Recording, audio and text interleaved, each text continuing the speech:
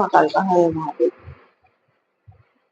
आज बात करते हैं गुरु मंत्र का जाप किस प्रकार किया जाता है, कैसे करना चाहिए गुरु मंत्र का जाप कि आपका गुरु मंत्र बहुत पावरफुल रहे और आपके लिए तीव्रता से काम करे। वैसे तो गुरु मंत्र सभी मंत्रों से बहुत ही शक्तिशाली और तीव्र होता है। इसकी शक्ति की कल्पना आप नहीं कर सकते। ऐसा कोई भी कार्य नहीं है जो साधक अपने गुरु मंत्र से नहीं कर सकते। चाहे तो वो अपनी सुरक्षा का कार्य हो, किसी दूसरे की सुरक्षा का कार्य हो, किसी को बचाना हो, मारना हो या कोई भी षटकर्म इत्यादि करना हो, वो अकेले सिर्फ गुरु मंत्र से हो जाते हैं। लेकिन जब भी आप गुरु मंत्र का प्रयोग करें, आपको बहुत सोच समझ कर के गुरु मंत्र का प्रयोग करना चाहिए और गुरु मंत्र को हमेशा अंतिम विकल्प के रूप में ही रखना चाहिए। गुरु मंत्र आपको अपने लिए ही अधिकतर अपने लिए ही बचा के रखना चाहिए। भविष्य में चाहे किसी भी प्रकार की साधना करो, कुछ भी मंत्र सिद्ध करो, तो मूल मंत्र से पहले आपको गुरु मंत्र की एक माला अवश्य करनी चाहिए। वैसे तो गुरु मंत्र स्वयं सिद्ध होता है, लेकिन साधक को उसकी शक्ति बढ़ाने के लिए, उसकी पावर बढ़ाने के लिए और अधिक जागृत करने के लिए सर्वप्रथम 1.25 लाख का एक पुरुषरण दशांश हवन जरूर कर लेना चाहिए। उसके बाद उनको किसी और मंत्र या सिद्धि को प्राप्त करने का प्रयास करना चाहिए।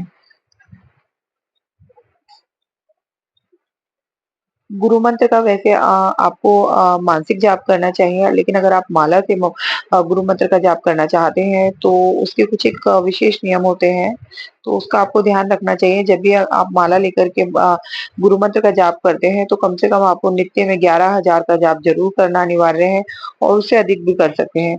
जब भी आप माला से गुरु मंत्र का जाप करें, आपको पांचों करना है, यानी कि बुदबुदा करके करना है।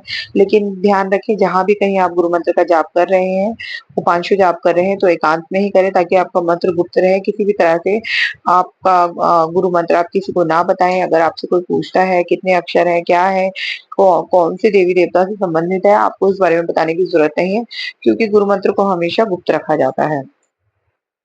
अब गुरु मंत्र को करने के लिए बात आती है कौन सी माला का प्रयोग करना चाहिए। अगर आपके इष्ट शिव, भैरव बाबा या काली माँ है, तो आपको रुद्राक्ष की माला से ही जाप करना चाहिए। और अगर आपके इष्ट राम जी हैं, तो आपको तुलसी की माला से करना चाहिए। जब हनुमान जी का भी आप तुलसी की माला से कर सकते हैं। अगर आप श्री कृष्ण के जाप करते हैं, तो आपको वैजयंती, तुलसी या रुद्राक्ष की माला से करने चाहिए। और हनुमान जी का जाप मूंगे की माला से, रुद्राक्ष की माला से, तुलसी की माला से, तीनों माला से हो सकता है। दुर्गा माँ का जाप आपको लाल मूंगे की या रुद्राक्ष की माला से करना चाहिए। अगर आप माँ बगलामुखी का कोई जाप उठाते हैं या आपको मंत्र माँ बगलामुखी से रिलेटेड है, तब भी आपको हल्दी की माला से या रुद्राक्ष की माला से ही जाप करना चाहिए। कोई अगर आप कोई मुस्लिम मंत्र आपके पास आपको आपके गुरु के द्वारा प्राप्त है, तो उसमें आपको मुस्लिम मंत्र के लिए तस्बीह या सफेद हकीक की माला से जाप करना चाहिए। और अगर इस तरह की कोई माला उस टाइम पर उपलब्ध ना हो सके और आपको जाप करना हो, तो आप रुद्राक्ष की माला से भी आप जाप कर सकते हैं। अगर मिल जाए तो ठीक है, नहीं मिलते तो आप रुद्राक्ष की माला से भी जाप कर सकते हैं। अब जो लोग गुरु मंत्र का जाप माला से करते हैं, उनको दिशा का भी ध्यान रखना चाहिए।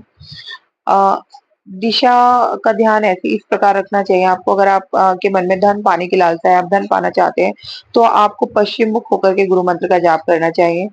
और जो लोग शक्ति की इच्छा रखते हैं, शक्ति प्राप्ति की इच्छा रखते हैं, उनको उत्तर मुख होकर के गुरु मंत्र का जाप करना चाहिए। जो लोग ज्ञान प्राप्ति चाहते हैं, वो उनको पूर्व मुख होकर के जाप करना चाहिए। और जो अपने शत्रुओं से परेशान है, अपने शत्रुओं से छुटकारा चाहते हैं, तो उसके लिए उनको दक्षिण मुख होकर के गुरु मंत्र का जाप करना चाहिए। जाप आपको 11,000 से कम नहीं करने हैं, प्रतिदिन आपको 11,000 का ही जाप करना होगा। और गुरु मंत्र के लिए जब भी आप गुरु मंत्र करें, आपको संकल्प लेकर के करना है। और उसके बाद जब आप संकल्प लेकर के करते हैं, तो आपको उससे परिणाम भी जल्दी प्राप्त होते हैं। और जब भी आपका जाप संपूर्ण हो जाए, तो आप वह जाप अपने इष्ट को समर्पित कर दें। कैसे समर्पण करते हैं, कैसे संकल्प लेते हैं, ये सब मैंने अपनी पहले की वीडियो में बना रखा है। आप चाहें तो पहले की वीडियो जाकर के देख सकते हैं। जिन लोगों को मुक्ति चाहिए, मोक्ष प्राप्त करना है, उन लोगों को गुरु मंत्र का हमेशा मानसिक जाप करना चाहिए, उनको माला से जाप नहीं करनी चाहिए।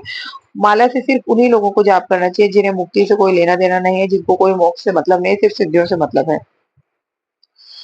और कुछ एक और नियम होते हैं गुरु मंत्र के लिए। जब भी आप गुरु मंत्र करते हैं, तो उसके लिए जैसे ब्रह्मचर्य का पालन करना, जमीन पर सोना, ये सब अनिवार्य नहीं होता है। अगर आप कुछ नॉनवेज वगैरह खाते हैं तो आप जिस दिन आपने वो खा लिया है तो उस दिन आपको जाप नहीं करना चाहिए। बाकी और कोई विशेष ऐसे नियम नहीं होते गुरु मंत्र के लिए। गुरु मंत्र अगर आप मानसिक जाप करते हैं तो आप चलते-फिरते, उठते-बैठते आप जो भी अपने प्रतिदिन के दैनिक क्रियाकलाप करते हैं, वह सब क्रियाकलाप करते हुए भी आप मानसिक रूप से गुरु मंत्र का जाप कर सकते हैं। गुरु मंत्र हमेशा आपके स्वास्थ्य के साथ चलना चाहिए। इस तरीके से आप करते हैं तो आपको गुरु मंत्र के बहुत जल्दी ही अ, अच्छे फल प्राप्त होते हैं। आपका मंत्र बहुत ज़्यादा जागृत होता है, बहुत पावर आती है मंत्र में। मानसिक अगर आप गुरु मंत्र का मानसिक जप करते हैं तो ध्यान रखिए मानसिक जप का फल बहुत अधिक मिलता है, उपांशु का फल मिलता है लेकिन थोड़ा-सा मानसिक की अपेक्षा कम होता है। अगर आप मानसिक कर रहे हैं तो आपको ध्यान रखना है आपकी जीवा नहीं हिलनी चाहिए, होंठ नहीं हिलने चाहिए। मन के अंदर मंत्र चलना चाहिए और पाँचों करते हैं तो आप बुदबुदा के कर सकते हैं, परंतु वो आवाज़ कोई और ना सुन पाए।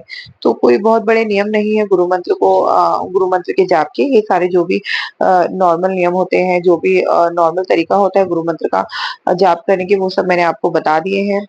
और बाकी अगर आप इस प्रकार अपना गुरु मंत्र सिद्ध कर लेते हैं, तो आप अपने जो भी आपके कार्य हैं, आप गुरु मंत्र से ले सकते हैं और अपनी मनोकामना पूर्ण कर सकते हैं। जय माता दी, हर हर महादेव।